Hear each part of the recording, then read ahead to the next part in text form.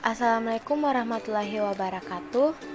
Salam sejahtera untuk kita semua. Semoga selalu dalam lindungan Allah Subhanahu wa taala. Amin ya rabbal alamin. Kami dari kelompok 11 Advertising yang beranggotakan Rizky Awalia, Reni Ayunita, dan Nurul Asari Syama akan mempresentasikan hasil diskusi kelompok kami terkait pameran. Penjelasan demi penjelasan akan kita bahas di video ini, maka besar harapan kami untuk teman-teman dapat menyimak dengan seksama. Arti penting pameran. Yang pertama, kita akan membahas sejarah. Nah, di seluruh penjuru dunia, pameran merupakan suatu kegiatan populer yang telah lama adanya.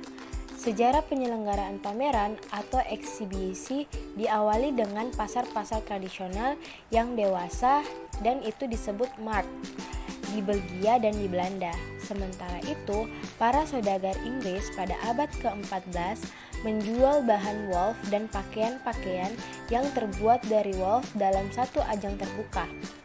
Pameran lalu berkembang menjadi semacam pertunjukan yang dikunjungi para saudagar ataupun anggota masyarakat biasa. Nah, selanjutnya ada pameran-pameran internasional. Hampir di seluruh pelosok dunia dapat kita temukan pusat-pusat penyelenggaraan pameran yang berdiri dan berkembang dengan dukungan pemerintah. Untuk Eropa, pusat-pusat pameran terbesar ada di Belzec, Frankfurt, Jenewa, dan Milan. Di negara-negara Teluk Persia, sekarang banyak diselenggarakan pameran. Pusat-pusat pameran yang permanen kini telah berdiri di negara-negara berkembang yang mulai menempati jalur menuju masyarakat industri seperti Indonesia, Malaysia, dan Singapura. Ragam pameran. Pameran memiliki 11 jenis. Yang pertama, pameran umum dalam ruangan. Pameran umum dalam ruangan lazimnya diselenggarakan di gedung-gedung khusus dan biasanya mengambil tema yang bersifat umum. 2. Pameran dagang atau bisnis dalam ruangan. Pameran dagang dalam ruangan atau pameran bisnis ini memiliki cakupan dan fokus yang lebih khusus. Yang ketiga, gabungan pameran dagang dan umum dalam ruangan. Kegiatan pameran seperti pameran mobil biasa merupakan pameran umum sekaligus pameran bisnis. Yang keempat, pameran tertutup dalam ruangan. Pameran tertutup atau terbatas ini di dalam ruangan lazimnya diselenggarakan dengan satu sponsor saja. Yang kelima, pameran di luar ruangan, outdoor exhibition. Ada produk-produk tertentu yang lebih cocok dipamerkan di luar ruangan, seperti mesin-mesin dan alat penerbangan, alat-alat pertanian, atau peralatan konstruksi yang berukuran besar. Yang keenam, pameran yang berpindah-pindah. Pameran bergerak atau berpindah-pindah mudah dijumpai. Yang ketujuh, pameran bongkar pasang. Pameran jenis bongkar pasang adalah pameran yang segala perlengkapannya mudah dibongkar pasang dan diangkut ke berbagai tempat dengan menggunakan truk. Yang ke-8, pameran dalam toko. Pameran dalam toko merupakan kegiatan yang populer. Yang ke-9, pameran permanen exhibition. Ada organisasi besar yang mampu menyelenggarakan pameran di gedung, aula, atau halaman parkir mereka sendiri dalam jangka waktu yang tidak terbatas. Yang ke-10, konferensi. Konferensi tahunan yang diselenggarakan bersamaan dengan pameran. Yang ke-11, pameran jendela, window exhibition. Merupakan salah satu jenis pameran portable di mana jendela sebuah toko sengaja dibuat sedemikian rupa sehingga lebih menarik perhatian dan mengundang orang-orang untuk datang menengok. Karakteristik pameran. Pameran memiliki 6 karakteristik khas pameran. Yang pertama, mudah menarik perhatian. Karena pameran terletak pada kemampuannya dalam membangkitkan dan mengarahkan perhatian khalayak kepada subjek yang dipamerkan.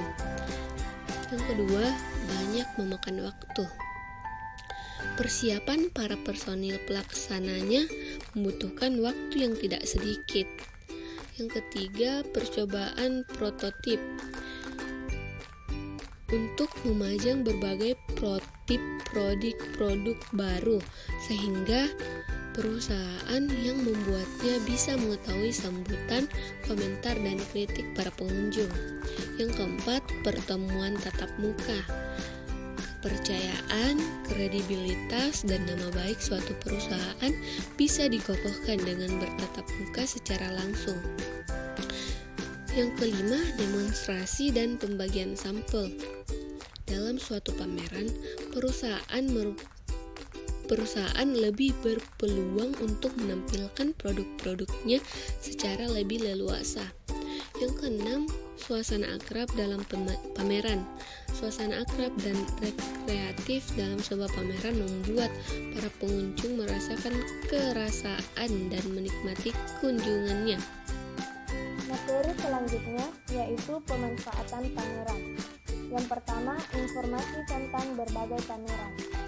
Hampir semua jurnal dan koran perdagangan memberitakan tanggal penyelenggaraan berbagai pameran jauh sebelum pameran itu berlangsung. Salah satu jurnal yang informasinya mengenai pameran paling lengkap adalah Exhibition Bulletin. Yang kedua, daftar persiapan calon peserta pameran. Jadi, ada beberapa hal yang perlu dipertimbangkan oleh setiap perusahaan yang akan mengikuti pameran sebelum ia mengambil keputusan untuk memesan tempat atau salah satu stand di pameran tersebut. Yang pertama, penyelenggara. Kita harus tahu apakah pameran itu diselenggarakan oleh perusahaan yang cukup bonafit dan terpercaya, atau perusahaan itu juga merupakan anggota organisasi penyelenggaraan pameran yang kredibilitasnya telah teruji. Yang kedua, tanggal. Kita juga harus tahu tanggal berapa pameran itu diselenggarakan. Apakah tidak berbenturan dengan kegiatan lain yang tidak kalah pentingnya. Kemudian tempat, apakah tempat pameran tersebut cukup bagus dan bisa menarik pengunjung yang relevan dalam jumlah cukup banyak. Pengunjung yang relevan bisa berarti bahwa pameran itu dikunjungi oleh orang-orang yang tepat. Kemudian biaya stand. Kita juga harus tahu berapa tarif per meter persegi dan apakah kemungkinan untuk memperoleh harga yang lebih ringan. Selanjutnya, sarana-sarana. Apakah sarana-sarana pokok seperti air, gas, atau listrik tersedia jika sewaktu-waktu dibutuhkan. Kemudian publikasi, yaitu bagaimana cara dan sejauh mana pameran tersebut bisa menarik pengunjung. Kemudian bongkar pasang. Yang ketiga, audit pengunjung pameran. Jumlah dan bobot pengunjung yang mendatangi suatu pameran tidaklah mudah dipastikan, dan hal ini banyak ditentukan oleh jenis pameran itu sendiri.